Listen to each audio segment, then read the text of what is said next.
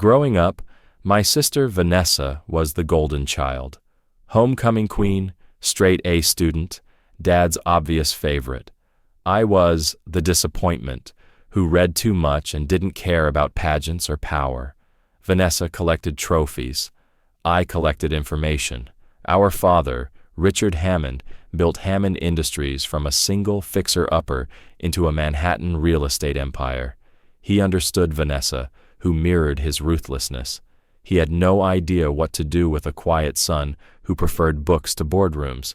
At 18, he forced me into a summer internship in accounting. In that windowless room, I discovered numbers made sense in a way people didn't. Within weeks, I found a fake vendor funneling money out of the company. Dad fired the department head, but gave me no praise, just, "Next time, bring it directly to me." Vanessa told me not to get used to his brief attention, so I stopped trying to impress him and started watching him. I went to NYU, majored in economics and computer science. During my junior year, I applied to Hammond under a fake identity, John Reynolds, entry-level maintenance. The hiring manager barely glanced at my resume. As John, I scrubbed toilets in the same office where my father barked orders on the phone. He said thanks for the first time in years when I refilled his coffee, having no idea it was me. Maintenance gave me access and invisibility. My badge opened server rooms, accounting, executive floors. No one questions the guy fixing the thermostat. For 7 years, I lived a double life. Michael Hammond, the directionless son, and John Reynolds, the most reliable maintenance worker in the building. I learned who actually kept Hammond running, how information really moved, and where the cracks were. That's when I found Vanessa's first discrepancy, a consulting invoice with no actual work attached and her signature. Then another, and another. A pattern appeared. Shell companies she controlled, carefully sized payments to avoid audits. She'd been quietly skimming from Hammond for years. I documented everything and waited. When I was 30, Dad was diagnosed with aggressive pancreatic cancer and died within months.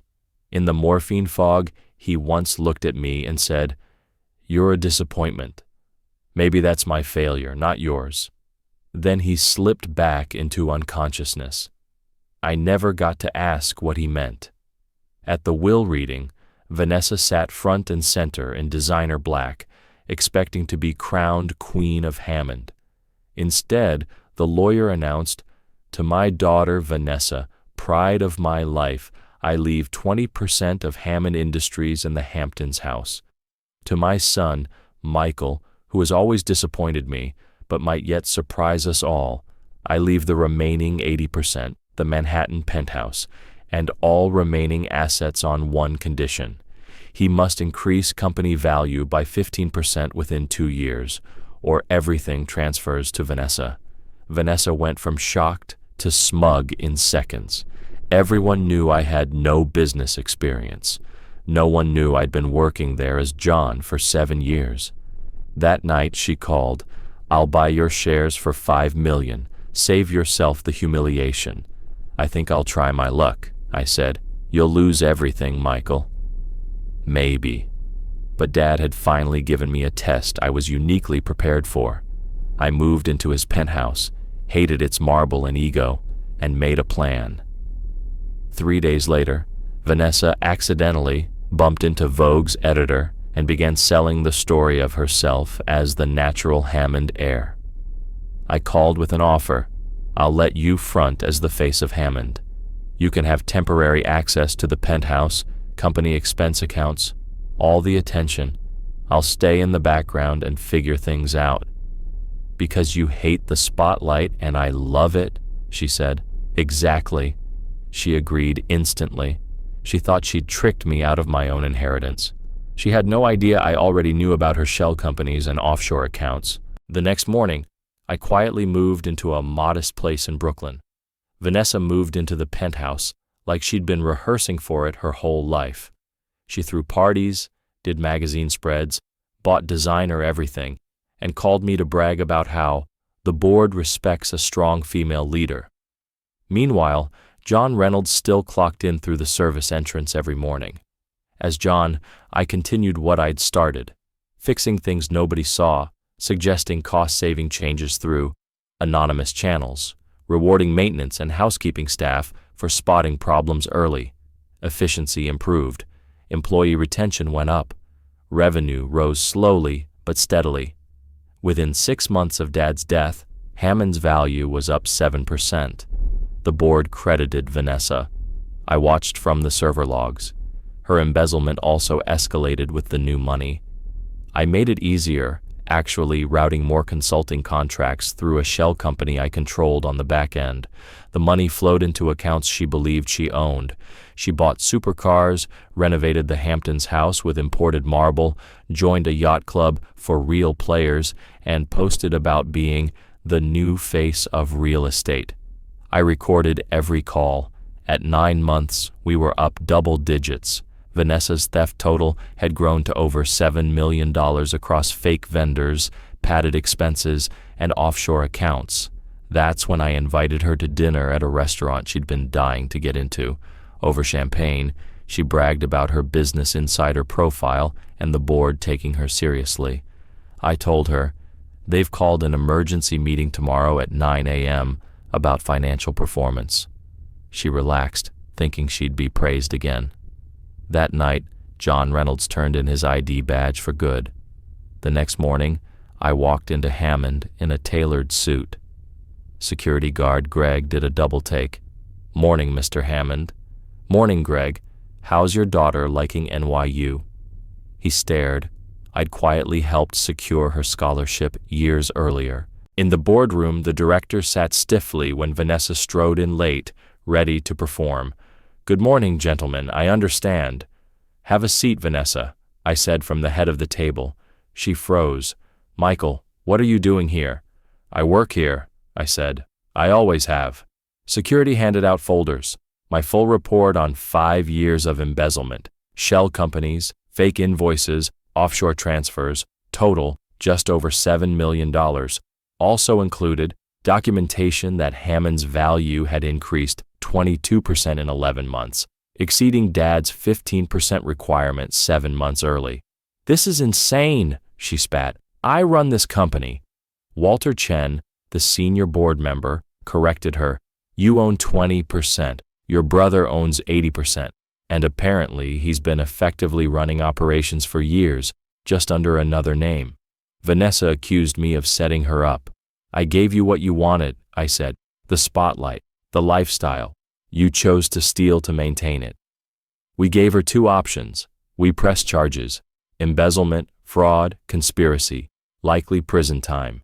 She resigns immediately, returns the stolen funds, and sells her 20% back to the company at fair market value. I slid a draft press release across the table, detailing her crimes. "If you refuse, this goes public." She stared at it, hatred and fear wrestling on her face. "You planned this from the beginning." "I learned from Dad," I said. "Blood, sweat, and ruthless decisions." She chose option 2. Later she texted, "I'm keeping the Hamptons house. You can have everything else." "The house is yours," I replied. "Always was. But the money you took belongs to Hammond. You have 48 hours to send it back." Within hours, $6.2 million appeared in company accounts. About 800Ks was gone forever. Cars, parties, clothes, the cost of playing rich.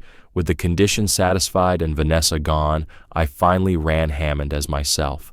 I redesigned the penthouse into something simple and livable. I implemented a 25-hour minimum wage, launched a profit-sharing program for all employees, and formalized promotion paths from maintenance and admin into higher roles.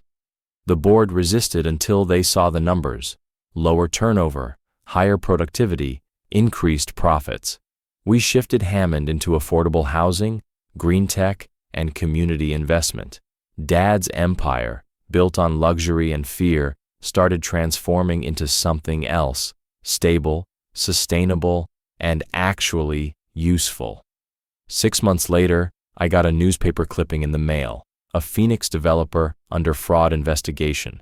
Vanessa's new boyfriend. He claimed his partner deceived him. I didn't need to read between the lines.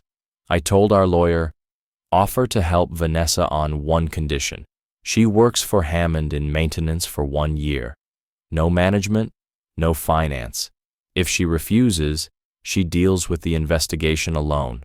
I expected her to say no. Instead, 2 weeks later, she walked into my office in cheap clothes, without perfect makeup, looking exhausted. So I become the help. That's your revenge? She asked. It's not revenge. It's perspective, I said. You've only ever taken. You've never seen who actually does the work. She called the job inhumane after a few days. I told her, life is messy. Some of us just pay other people to clean it up. She threatened to quit. I reminded her what was waiting in Phoenix. Then something shifted. The angry calls stopped. She started texting questions about operations. She proposed a more efficient cleaning schedule that actually worked. Her supervisor, Carmen, told me, that new girl, Vanessa, started out useless as a third shoe, now works harder than most. By month 5, she was promoted to team lead without anyone knowing she was my sister. Around the anniversary of Dad's death, she called and said, I get it now. We're not better than anyone else. Dad was wrong about what matters. She'd been invited to her co-worker Maria's daughter's quinceañera. The girl wanted to be an architect. Vanessa asked if Hammond could fund architecture scholarships for kids from neighborhoods where our properties stood. It was the first time she'd asked to build something instead of take it. We launched the scholarship. Jessica Chen, Walter's daughter, helped us expand it from 5 to 20 students a year. Vanessa moved out of maintenance and into a community initiatives role, designing programs instead of skimming budgets. We were never close, but we learned to work side by side.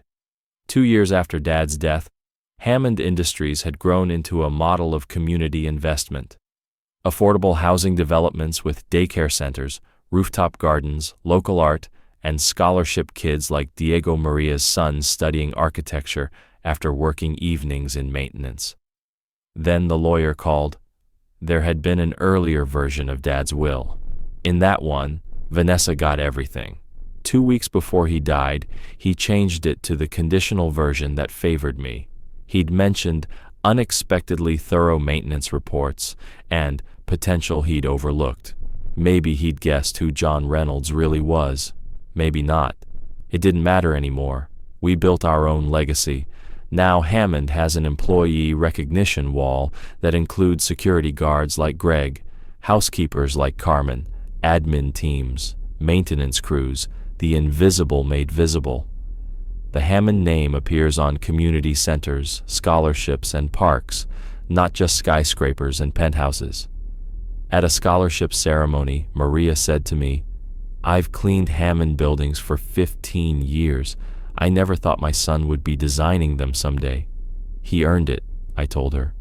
We just provided the opportunity. No, she said gently. You changed what was possible. Later, watching Vanessa explain to high school students that buildings are places where lives unfold, I realized our father had been wrong about winners and losers. As Vanessa put it, there are builders and takers. We get to choose which we'll be.